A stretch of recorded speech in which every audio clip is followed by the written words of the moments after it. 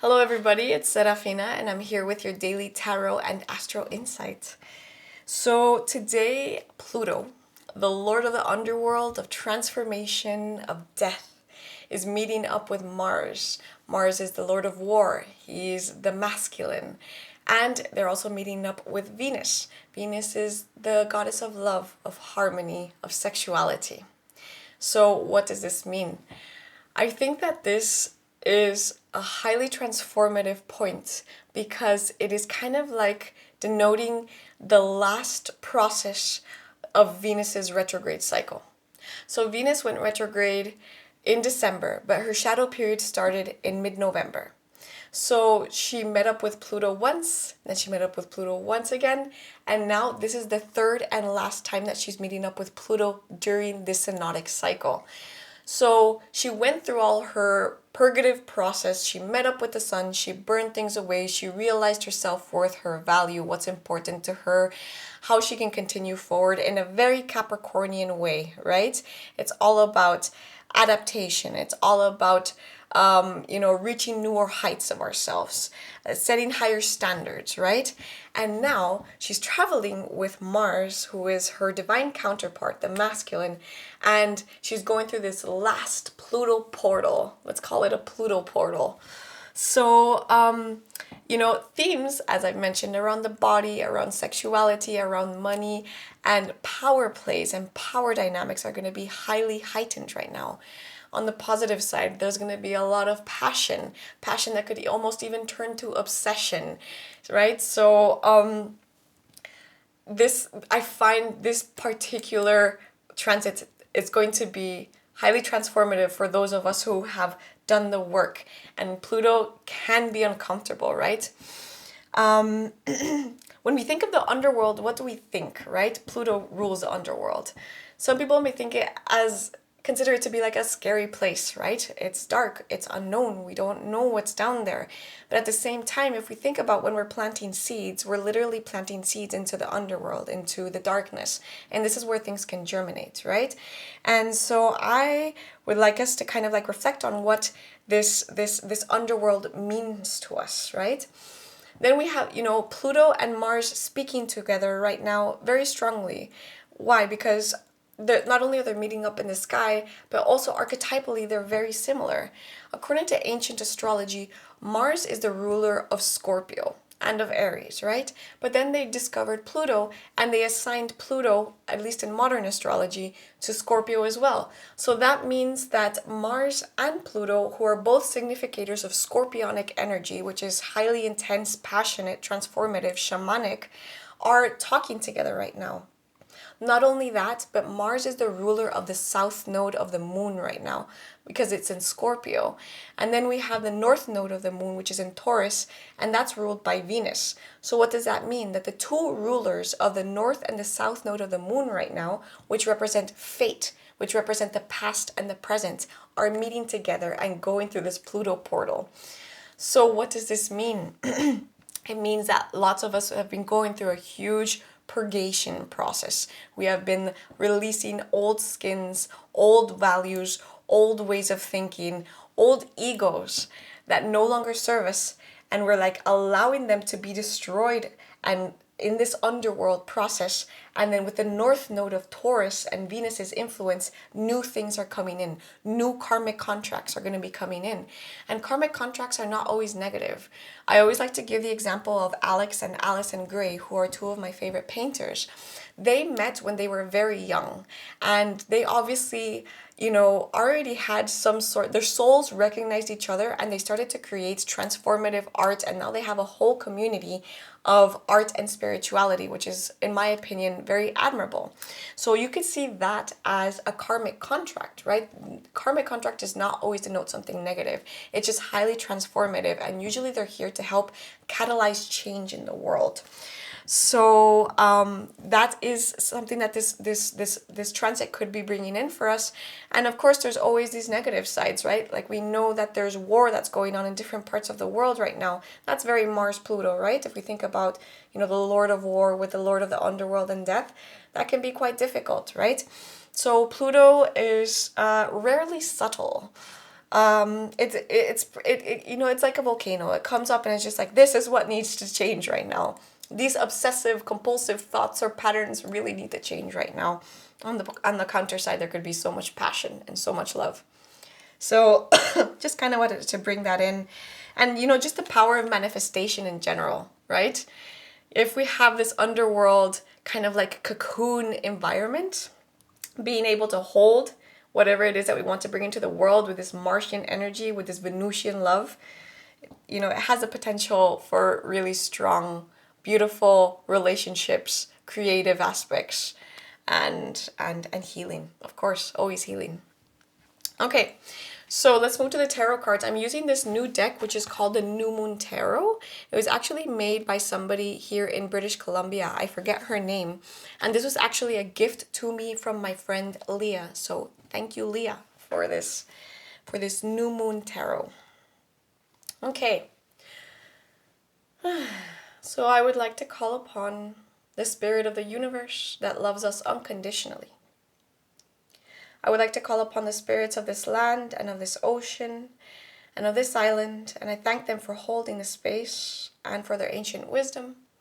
And I would like to call upon my team of light, archangels, ancestors, and my higher self, and I thank them for their guidance and presence with this reading.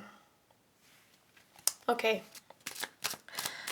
So, dear beloved spirit of the universe, we already had one popping out, so I'm just going to leave it there because I feel like it's meant for this, but I'll keep on picking.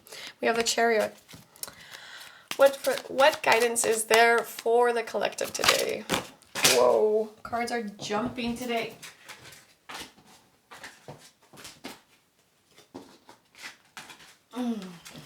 Let's continue. What guidance is there for the collective today?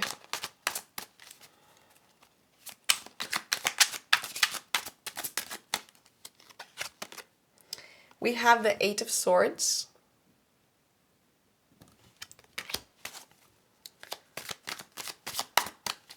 What guidance is there for the collective today?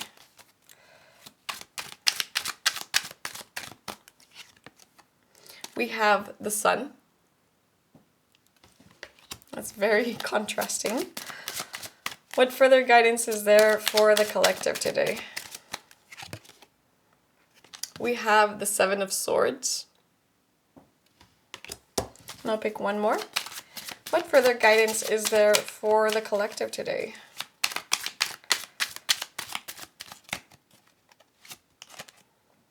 We have the Page of Wands. Okay, and I'll pick one oracle card just to complement. What further guidance is there for the collective today? We have Power. I'm not surprised to see this card right now. Everything is full of power right now. Okay, so we started off with the Chariot, which I'm taking as the significator. The Chariot is ruled by Cancer, but it indicates a time where we're surmounting to exterior obstacles. Usually we see somebody who is in a chariot and they're just charging forward, right? And so it speaks of balance as well. But usually when the Chariot comes out, it says that there are things that we are going to be moving through with determination, with trust, and with a source of inner power and resilience, right? It's us being able to charge our chariot towards anything that is in front of us. Then we have the Eight of Swords, and the Eight of Swords is telling me that we're kind of trapped in a mental loop. We saw something similar yesterday, but it was more related to anxiety. This one is more about us being trapped in a mental loop that doesn't really serve us, right? In the Rider-Waite, we see somebody who is blindfolded and they have their hands tied behind their back and they have 8 swords around them. And what they fail to recognize is that they put them there themselves, right? So it's telling me that some of us may be going through obsessive, compulsive patterns, or feeling like we are the victim to something. Feeling like we're the victim to something and we're caught in this mental negative loop. Then we have the Sun.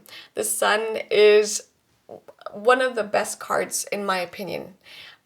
it illuminates everything, all the other cards around it. It tells us that there's going to be a moment of luminosity, of warmth, of blessings that are bestowed, right?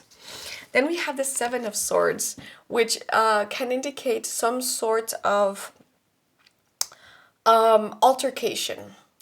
It can indicate that there's going to be something that is going to have us, stand up for ourselves. So, to be very honest, what these cards are telling us right now is that there is going to be some resistance for us. It's not going to maybe be the easiest day for lots of us. There's something that we're going to have to be working through, that we're going to have to charge through, and we're going to have to find like our inner power to get through with the Chariot. And it could be related to our own thought processes and patterns, or it could just be us feeling trapped within ourselves or in a situation that we feel that we have no exit towards. And it is going to maybe bring up some disruption on the outside. Maybe we can have an altercation with someone. Maybe we could communicate in a way that is not healthy, right? And why am I saying that with communication? Because we have the Page of Wands here, right? And so the Page of Wands is somebody who is still learning to use their inner fire, right? They're still learning how much power they have within themselves, right? And so the Swords is also about mental processes, but it can also be around communication and the words that we use. So I feel that there's a caution today for us to be careful with the words that we use to express ourselves, especially with all this Martian and Plutonic energy that's going on around us. So I want to read from the book to see what guidance there is for this specific card, Power, which looks like the Ace of Wands, to be honest. Power 52. You are more powerful than you could imagine. This card serves as a reminder that within you lies an infinite well of power that you can source whenever you choose. Throughout our lives, we may have given our power to others or had it stripped away, but we always have the ability to call it back. And so it gives the example of a bear, that a bear teaches us that understanding and working with our personal cycles amplifies our personal power. While it is widely accepted that bears hibernate, this is actually not the case. They go into deep sleep called a torpor, which means that while their bodily functions slow, like their heart rate and their digestion that stops, they are still able to wake up if startled. They go into torpor to survive the winter when food is not readily available, and do so by eating more in the fall to store up body fat. As humans, we may not sleep for months, but we have all our personal cycles. It's important we know that what to expect from ourselves. You may not feel very productive during the new moon or even an entire season, and that is okay. There will be other times where you have way more energy space within you. Knowing these things about yourself is powerful and it can help you prepare to maximize your potential. And so the flower that's associated with this is the California poppy, and the gemstone is citrine. So that's a really strong message, because we're asked to have inner resilience right now.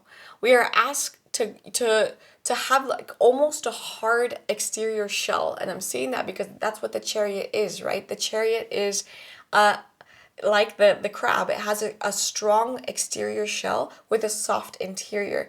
So we're asked to be able to kind of like shelter ourselves from external circumstances to be able to continue forward and recognize self-defeating thought patterns, or get ourselves out of a cycle, get ourselves out of a place where we have probably made ourselves the victim, or there's a little bit of victim mentality there, because the sun is bringing an illumination to things. The sun can also be a revelation, and Plutonian energy is highly revelatory, right? It's coming up like a volcano, right? And so I feel that this is a positive card, but the sun also has to do with power. Think about solar energy. Think about, when you go out and sunbathe, how, different you feel, right? So this is another source of power, but maybe coming from a more innocent source of power, because there is going to be some sort of altercation that could happen with someone exterior outside of ourselves, or there could be somebody who's questioning us, somebody who's not using their words in the right way, because they're still learning how to use this power. They're still learning how to use their fire, and somebody may get burned in the process. So I feel that this card is also asking us to recognize, like the bear, of being able to recognize when it's time for us to hibernate our power, when it's time for us to use it. Because, like I said, the bear can still wake up even if it's in like a hibernation state, right? Okay, so to finish, I'm going to be choosing the Kalima. And the reason why I'm choosing Kalima is because she is heavily associated with Pluto.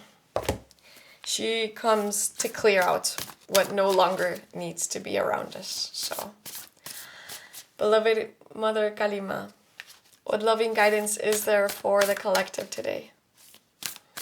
What loving guidance is there for the collective today?